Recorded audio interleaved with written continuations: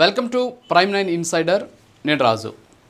ఈరోజు వైఎస్ఆర్ కాంగ్రెస్ పార్టీ పవన్ కళ్యాణ్ని టార్గెట్ చేసింది. ఏంటి అంటే ఆంధ్రప్రదేశ్ రాష్ట్రంలో నకిలీ లిక్కర్ మాఫియా రాజ్యం వెళుతూ ఉంటే పవన్ కళ్యాణ్ ఎక్కడికి వెళ్ళిపోయాడు, పవన్ కళ్యాణ్ ఎందుకు దీని మీద మాట్లాడడం లేదు, పవన్ కళ్యాణ్ ఎందుకు దీని మీద బయటకు వచ్చి చర్యలు తీసుకోవాలని చెప్పేసి చెప్పట్లేదు, అసలు పవన్ కళ్యాణ్ దీని మీద ఎందుకు రియాక్ట్ కావడం లేదు అని రకరకాలైనటువంటి విమర్శలు, ఆరోపణలు. ఎక్కడ పడుకున్నాడు, హైదరాబాద్లో పడుకున్నాడా లేకపోతే ఇంకెక్కడ పడుకున్నాడు అని చెప్పేసి ఇష్టం వచ్చినట్టు చాలామంది చాలా రకాలైనటువంటి వ్యాఖ్యలు చేస్తూ ఉన్నారు. ఇక్కడ తెలుసుకోవాల్సినటువంటి విషయం ఏంటంటే నకిలీ మద్యం మాఫియా బయటపడిన వెంటనే చర్యలు స్టార్ట్ అయిపోయినాయి. మనం రాజీలు చేసుకోవాలా, కూర్చోబెట్టుకొని చీకట్లో ఒప్పందాలు చేసుకోవాలా, నిందితులతోటి కలిసిపోయి కోర్టులోకి వెళ్ళి లోక్ అదాలత్లో రాజీలు చేసుకోవాలా, దానికి అవసరమైనటువంటి చర్యలు తీసుకుంటుంది. దానికి ఒక శాఖ ఉంటుంది, ఆ శాఖ ఒక మంత్రి ఉంటాడు, ఆ మంత్రి అలాగే ఆ శాఖకు సంబంధించినటువంటి అధికారులు చర్యలు తీసుకుంటూ ఉంటారు. విచారణ సంస్థలు ఉంటాయి, అవి విచారణలు చేస్తూ ఉంటాయి అన్నమాట.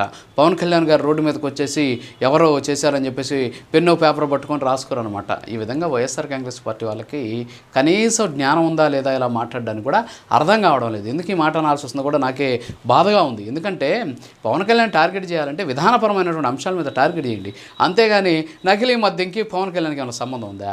నకిలీ మద్యం కరెక్టే, బయటపడిన వెంటనే చర్యలు తీసుకోలేదా? అది బయటపడిన వెంటనే అది తెలుగుదేశం పార్టీకి సంబంధించిన నాయకుల ప్రమేయం ఉందనే ఆరోపణలు వచ్చిన వెంటనే వాళ్ళని ఆ పార్టీ నుంచి సస్పెండ్ చేసింది. సరే, దాన్ని పక్కన పెడితే వెంటనే ప్రత్యేక దర్యాప్తు బృందాన్ని ఏర్పాటు చేసింది, అంటే స్పెషల్ ఇన్వెస్టిగేషన్ టీమ్ని, సిట్ని ఏర్పాటు చేసింది. ఇవన్నీ పక్కన పెడితే ఒక యాప్ని తీసుకొచ్చింది. ఏంటి ఆ యాప్ అంటే ఎక్సైజ్ సురక్ష అని చెప్పేసి మొబైల్లో ఆ యాప్ని ఇన్స్టాల్ చేసుకొని ఏ వైన్ షాప్కి వెళ్ళి అక్కడ ఉన్నటువంటి ఆ మద్యం బాటిల్ మీద ఉన్నటువంటి క్యూఆర్ కోడ్ని స్కాన్ చేస్తే అది ఒరిజినలా కాదా తెలిసిపోయేటటువంటి పరిస్థితి. ఇన్ని చర్యలు తీసుకుంటుంది. ఆల్రెడీ నిందితులను అరెస్ట్ చేసింది, వాళ్ళని ఇంట్రాగేట్ చేస్తుంది, వాళ్ళని ఇవాళ ఆల్రెడీ ములకల చెరువు కేసుకు సంబంధించి పోలీస్ కస్టడీకి తీసుకుంటున్నారు. మరి ఇవన్నీ చర్యలు కాదా? ఎక్కడైనా సరే బెల్ట్ షాపు కానీ కనిపిస్తే తాట తీస్తామని చెప్పేసి ముఖ్యమంత్రి ప్రకటించారు. ఎక్కడ కూడా నకిలీ మద్యం అనేది కనిపిస్తే ఎవరిని అయినా సరే ఉపేక్షించేది లేదని ప్రకటించారు. అంతేగాని వీళ్ళు మా పార్టీ నాయకులు, వీళ్ళు మర్డర్లు చేసి డోర్ డెలివరీ ఇచ్చిన మావాడు కాబట్టి నేను కాపాడుకుంటానని చెప్పేసి చంద్రబాబు నాయుడు గారు, పవన్ కళ్యాణ్ గారు చెప్పలేదు. ఏ చిన్న అంశం జరిగినా సరే జవాబుదారీతనంతో పనిచేస్తున్నారు. మీరేదో రోడ్ల మీదకి వచ్చేసి పవన్ కళ్యాణ్ ఎందుకు మాట్లాడు చర్యలు జరుగుతున్నాయా లేదా? ఒక సినిమాలో ఒక డైలాగ్ ఉంటుంది అనమాట. ఏంటంటే ఒక ముఖ్యమంత్రి ఒక ఊరికి వెళ్తాడు, అయ్యా మీరు ఎన్నికలప్పుడు కనిపించారు, మళ్ళీ ఇప్పుడు కనిపిస్తున్నారు, ఎందుకని మరి 5 ఏళ్ళు మీరు మా ఊరికి రాలేదు, ఇప్పుడు మళ్ళీ ఓట్లు వేసి వచ్చినారు అంటే ఆ ముఖ్యమంత్రి ఏమని చెప్తాడంటే, సరే నేను రాలేదు, మీరు చెప్తున్న దాన్ని నేను అంగీకరిస్తున్నాను, నేను 5 ఏళ్ల క్రితం మీ ఊరికి వచ్చినప్పుడు రోడ్డు లేదు, ఇప్పుడు రోడ్డు వచ్చిందా మీ ఊరికి నేను రాకపోయానంటే వచ్చిందయ్యా అంటారు. అలాగే మీ ఊరికి కమ్యూనిటీ బిల్డింగ్ వచ్చిందంటే వచ్చింది అంటారు, మీ ఊరికి వీధి లైట్లు వచ్చాయంటే వచ్చింది అంటారు, మీ ఊరికి ఈ డ్రైనేజ్ సిస్టమ్ వచ్చిందంటే వచ్చింది అంటారు, మీ ఊరికి తాగునీరు వస్తుందంటే వస్తుంది అంటారు. మరి అవన్నీ వచ్చినప్పుడు నేను వస్తే ఎంత, రాకపోతే ఎంత అని చెప్పేసి ఆ సినిమాలో ఒక డైలాగ్ ఉంది. పవన్ కళ్యాణ్ కూడా అంతే, ఆయన మాట్లాడకపోయినా పనులు జరుగుతున్నాయా లేదనేది ఇక్కడ చూడాలా. మీ టార్గెట్ పవన్ కళ్యాణ్ మాట్లాడడమా, నకిలీ మద్యాన్ని అడ్డుకోవడమా? ఈ రెండే. ఫస్ట్ కన్ఫ్యూజన్ నుంచి బయటకు వచ్చేయండి.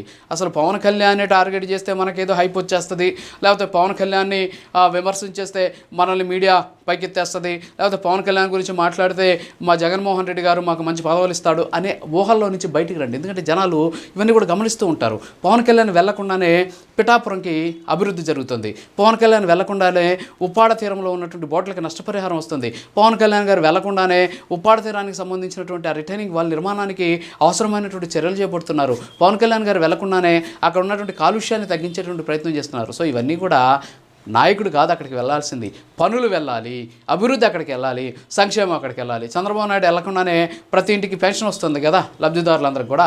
సో ఈ విధంగా ఉంటాయన్నమాట. ఎప్పుడు కూడా పరిపాలన అనేది అలా ఉంటుంది. అంతేగాని పవన్ కళ్యాణ్ రోడ్డు మీదకి వచ్చి చంద్రబాబు నాయుడు అంతు చూస్తా, చంద్రబాబు నాయుడు ఈ నకిలీ మద్యానికి సంబంధించి ఎందుకని చర్యలు తీసుకోవట్లేదు అని ఎలా మాట్లాడతారు? చర్యలు తీసుకుంటున్నారు కదా. ఆయనకు అన్నీ తెలుసు, ఆయన వివేకం ఉన్నటువంటి నాయకుడు కాబట్టి ఆయనకు అన్నీ తెలుసు. సో కాబట్టి ఆయన మాట్లాడు, చర్యలు తీసుకుంటాడు. చర్యలు తీసుకునేటటువంటి క్రమంలో ఆయన ప్రశ్నిస్తాడు. లులు గ్రూప్కి సంబంధించినటువంటి అంశం చూసాం, ఆయన ఏ విధంగా ప్రశ్నించాడో చూసాం. ఆ తర్వాత హోమ్ మినిస్టర్కి సంబంధించిన అంశంలో ఆయన ఏ విధంగా రియాక్ట్ అయ్యాడో చూసాం. రాష్ట్రంలో ఉన్నటువంటి అనేక రకాలైన సమస్యల పట్ల ఆయన ఏ విధంగా రియాక్ట్ అవుతున్నాడో కూడా మనం చూసాం. చర్యలు చేపట్టకపోతే ఖచ్చితంగా రియాక్ట్ అవుతాడు పవన్ కళ్యాణ్ గారు. అక్కడ ఆయన అధికారంలో ఉన్నామా, ప్రతిపక్షంలో ఉన్నామా, కూటమిలో ఉన్నామా అనేది ఏది కూడా ఉపేక్షించరు. కావాల్సింది ప్రజలు.